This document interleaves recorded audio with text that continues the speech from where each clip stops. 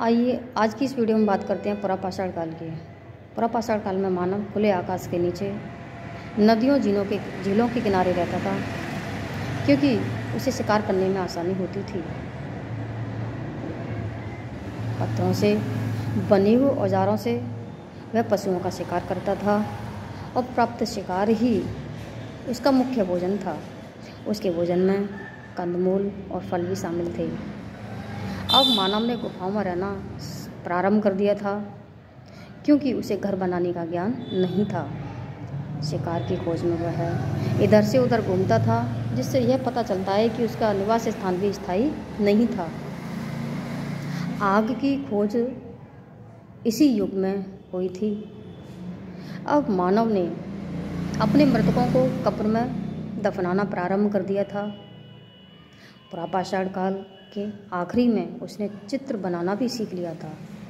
वह चित्रों की चित्रकारी अपनी गुफाओं पर करता था और ये चित्र शिकार करते हुए लोगों की हुआ करती थी। इस काल में मानव ने हड्डियों से औजार बनाना भी प्रारंभ कर दिया था। हड्डियों से बनी हुए औजार उसके ज्ञान में विकास को दर्शाते हैं। अब आइए देखते हैं कि उसकी भावनाओं में विकास कैसे हुआ। इस युग में मानव झुंड बना करके शिकार करता था और वह शिकार से प्राप्त मांस को आपस में बराबर बांट के खाता था।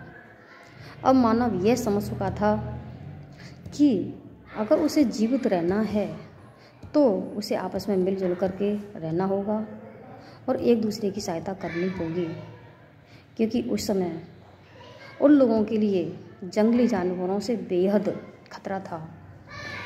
इस तरीके से उनके अंदर भावना का विकास हुआ।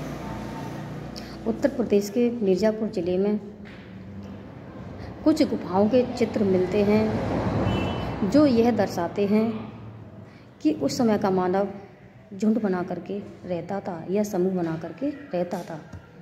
अब आइए देखते हैं कि उस समय का मानव शिकार कैसे करता था।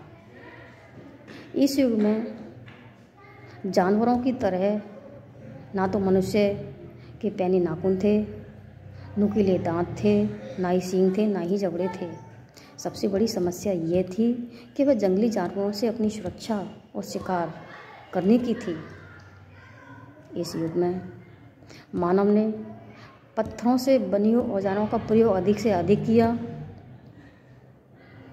क्योंकि पत्थर उस समय आसानी से उपलब्ध हो जाते थे। मानव की इस अवस्था को आंखें टक अवस्था कहते हैं। इस युग में जो पत्थरों से औजार थे वो सुडौल नहीं थे, वो बेडौल और बड़ी आकृति के थे। आइए अब देखते हैं कि उसने आग को जलाना कैसे सीखा था। जब मानव पत्थरों से औजारों को बना रहा था, तब एक पत्थर से दूसरे पत्थर पर जब चोट मारी तो एक चिंगारी उत्पन्न हुई। उस चिंगारी से पता चला कि उस चिंगारी से उसने आग को जलाना सीख लिया, जिससे वह लकड़ी, सूखी पत्तियों, टहनियों को जलाना उसने शुरू कर दिया। और आगे की उपलब्धि इस काल की सबसे महत्वपूर्ण उपलब्धि थी। अब बात करते हैं मध्यपाषाण काल की। मध्यपाषाण काल में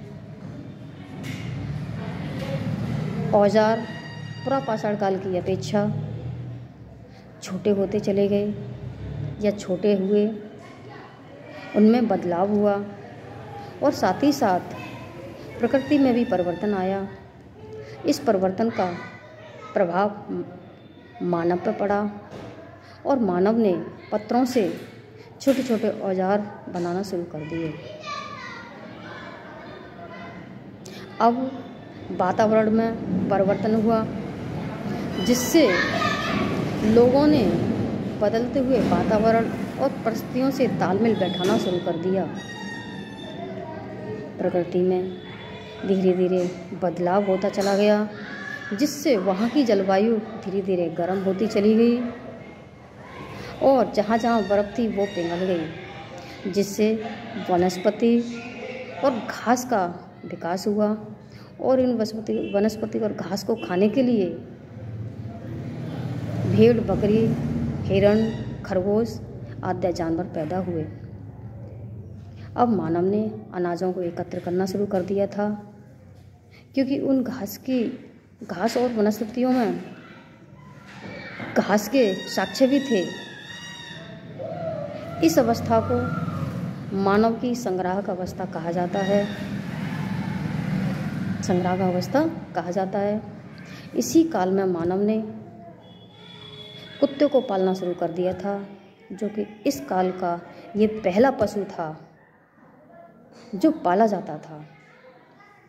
अब नवपाषाण काल की बात और धातु काल की बात हम आगे की वीडियो में करेंगे।